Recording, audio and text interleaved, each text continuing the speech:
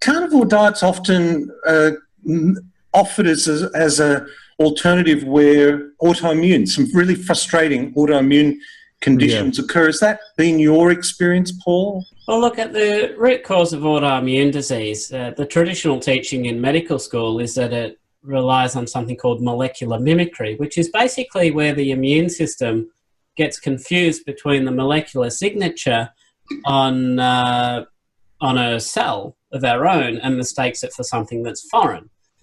And if we actually have a look at what shares some of those similar molecular signatures, basically each cell we have has got this little stalk. It's called a glycoprotein, and it's covered in them, and it's a little bit of protein with a little bit of a carbohydrate cap on it.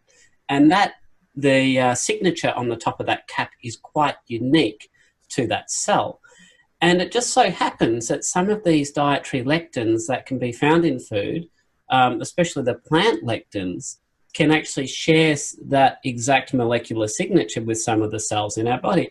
And if we have stomach problems, increased intestinal permeability, more commonly known as leaky gut syndrome, then these lectins, the plant-based lectins, can actually be absorbed across the gut and actually be exposed to our immune systems, where our body can generate this aberrant immune response. Now, ostensibly, it's a reasonable immune response initially because it's perceiving these plant-based lectins as foreign, but unfortunately, if they share that same molecular signature, the products of the immune response can then cross-react with our own healthy cells. So the process is that if we actually remove some of these harmful lectins from our diet, we can actually dampen down the immune response. Now, this doesn't happen overnight. If we have a look at the antibodies after somebody associated with celiac disease, for instance, we know they can still be circulating 18 months after a provocation. And gluten, by the way, is actually a type of lectin. So it doesn't happen overnight, but it does happen, and it has been shown to happen. For instance, there have been studies looking at antibody levels against thyroid hormone in females, and they have actually been demonstrated to fall after eliminating gluten from the diet. So we're actually right on the cusp now. We're moving away from a purely theoretical construct, and we're now starting to see more and more evidence. And certainly in my patients in clinic, I've documented in literally dozens and dozens, we actually see falling levels of intestinal inflammation, which is measured by something called fecal calprotectin, and we've witnessed falling levels of antibodies against various tissues. And as you know, traditionally, antibodies have just been thought to just gradually and relentlessly increase with age. And yet I'm having patients who we're documenting antibody levels falling from pathological levels down to levels within the normal range and even becoming undetectable. So it's once we have this holistic understanding of autoimmune diseases and actually the root cause of them, rather than just thinking about them as something that just happens because of our genetics and because of our environmental exposures, none of which we understand anything about, we can get a whole lot more clued in.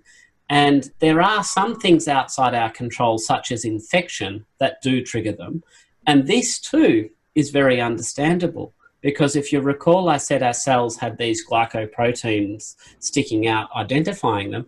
Well, sometimes they've got a protective buffer on top of them called a sialic acid residue. And that actually, even if you have immune cells or effectors circulating with potential to react to that cell, if you have this sialic acid buffer on top, it basically prevents the immune system from doing that.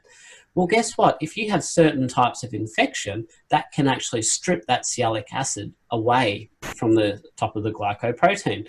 And we know that certain infections, such as streptococcus, are renowned for triggering immune reactions. If you have a look in any medical textbook at the so-called cause of type 1 diabetes, you'll see that infection is listed there near the top. Why is this? Well, it's not so much that the infection actually causes the autoimmune reaction. It's just that it's that last straw. So let's just talk briefly for a moment about celiac disease and autoimmune. For instance, it has been shown that maternal ingestion of gluten during pregnancy will influence the rate of type 1 diabetic development in her offspring. Wow. So gluten is pretty significant. The effects are more predictable and further reaching than most people realize. Now, when it comes to vegetables, there is a class of vegetable that is certainly more deleterious than others, and that is called the Nightshade family. And they're the common things: tomatoes, capsicum, or the Americans would call bell peppers, aubergine or eggplant, chilies, even some things like goji berries, okra will fall within this family. And these are, in my patients, I tend to find they tend to be associated with the inflammatory joint pain. It's probably that molecular pattern that they're associated with. And I recall back in the 1990s when I was actually studying physiotherapy, I was actually had a very experienced clinical tutor, and I was actually taught, I saw patients with him, and he was telling me how this patient had tomatoes would stir up their particular kind of arthritis, and they had clinical benefit with cutting out tomatoes. And this knowledge has been passed down, and it's almost anecdotal. But for me, it was very exciting when I started learning about lectins and how it actually interacted with the immune system. That was the very first time I could actually understand there was a relatively rigorous science behind some of the practices which clinicians have been doing literally for decades and decades, if not generations. Most people, quite honestly, within 1 week of eliminating troublesome foods, tend to report improvements. And it really depends on, I guess, what particular poison, so to coin a phrase, they have a problem with. For instance, if it's irritable bowel syndrome that's exacerbated by FODMAPs, so these poorly digestible sugars, polyol sugar alcohols as well, disaccharides and so on and so forth, you'll literally improve within a day or two. If it's a problem due to immune exacerbation, so lectins and things like that, well, the bowel inflammation will usually settle down within a matter of a couple of weeks. If it's a matter of nutrient absorption, well, not only does that require you to stop ingesting that, so that might be, you know, the tannins or phytates, those kind of things that are binding nutrients, but then you actually need a restorative process for the nutrient levels to actually return to normal. So that can be a little bit longer. The chronic inflammation itself that is associated with the autoimmune diseases is what I consider to be most deleterious for people. And that can take months before that fully corrects itself. But depending on the symptoms, gastrointestinal symptoms will generally improve the first.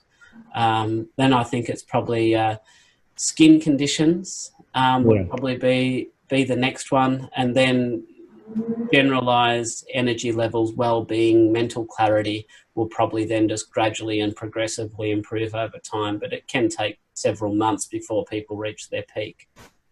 And of course, blood sugar changes very quickly.